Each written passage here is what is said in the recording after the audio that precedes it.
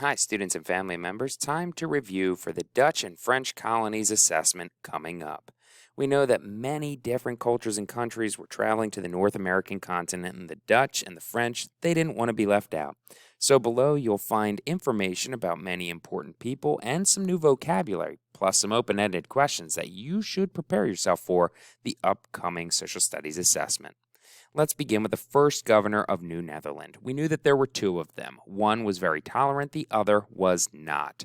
The first governor was the tolerant one. His name was Peter Minuet. The other governor was the other Peter. He was the one that did not want diversity in New Netherland because he was intolerant. His name is Peter Stuyvesant. Let's talk vocab.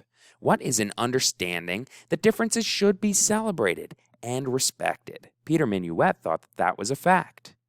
It's tolerance. As we mentioned, Peter Stuyvesant was not tolerant, which means he did not agree with this statement here. Peter Minuet did believe that tolerance should have been accepted, and it was one of the main reasons why so many people from the Netherlands started to come over towards New Amsterdam.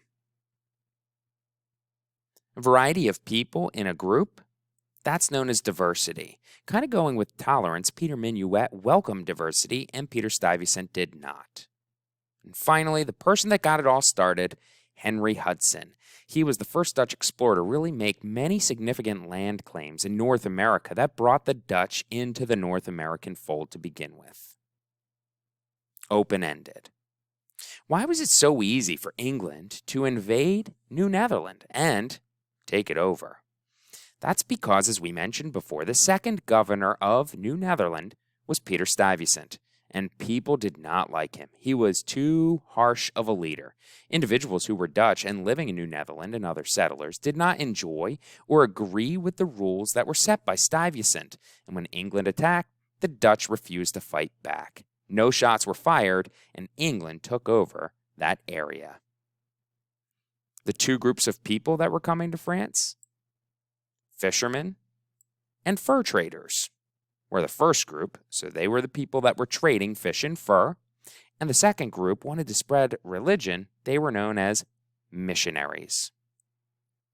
When Native Americans provided the settlers in New France with beaver pelts, they wanted something in return. Otherwise, why trade?